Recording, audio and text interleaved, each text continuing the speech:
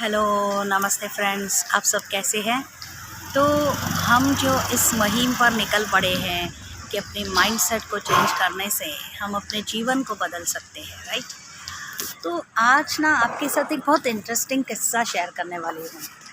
ये आज मुझे बहुत अच्छा व्यू लगा, मैंने कहा आज एक अच्छी बात शेयर करनी है, तो क्यों ना हम एक अच्छी जगह पर खड़े रहें।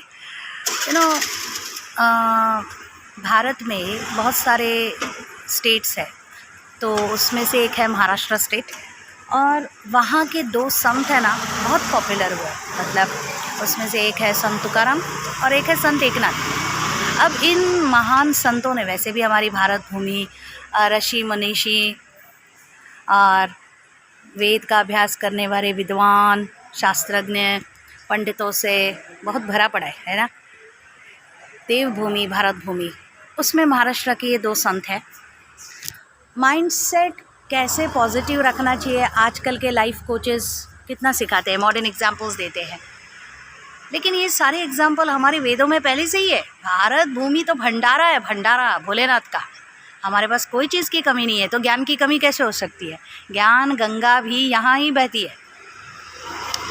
तो संत एकनाथ जी और तुकाराम जी की एक बात बताती हूँ।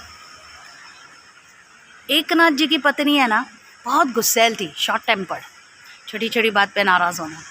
और संत तुकाराम जी की पत्नी है ना बहुत प्यारी, स्नेही और सेवाभावी थी।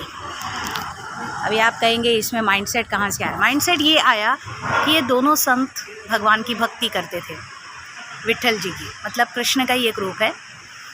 और पता है, जब सभी कहते थे ना एकनाथ जी को, आपकी पत्नी कितनी कठोर है, उसकी ज़बान मिर्च से भी तेज़ और तीखी, बिल्कुल एसिड की तरह, तो वो क्या कहते थे पता है, मैं तो विट्ठल का बहुत शुक्रगुजार हूँ, भगवान ने मुझे ऐसी पत्नी दी जिसके वजह से मेरी भक्ति में रंग चढ़ गया और मेरी निष्ठा और बढ़ गई।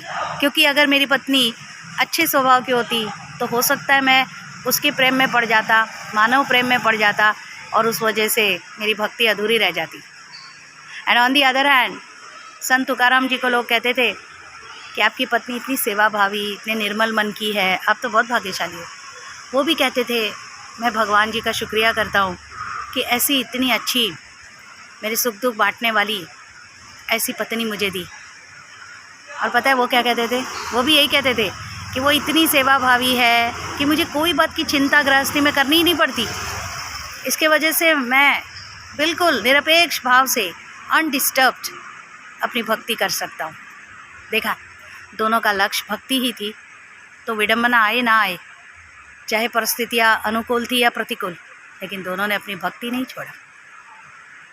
बस ऐसे ही ये है माइंडसेट।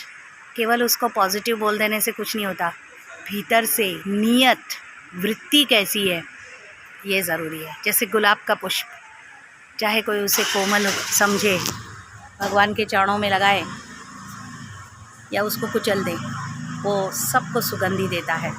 उसकी वृत्ति, उसकी नियत, उसकी दानत नहीं बदलती। बस यही मुझे कहना था।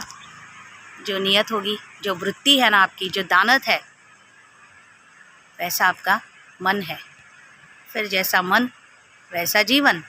तो बाहर की परिस्थितियों को, लोगों को ब्लेम मत कीजिए। चाहे परिस्थितियाँ कैसी भी हो, एडवर्सिटीज़ हो, डिफ़िकल्टीज़ हो, कितनी भी दुख आए, आपके अंदर की नीयत कैसी है, नीयत को जांच लो, परख लो, आपको पता चल जाएगा कि जीवन ऐसा क्यों है। और अगर बदलना है तो सबसे पहले माइंडसेट बदलना पड़ेगा, मनस्थिति बदलनी पड़ेगी, नज़रिया बदलना पड़ेगा। How do you like this video? Feedback ज़रूर देना। Take care, God bless.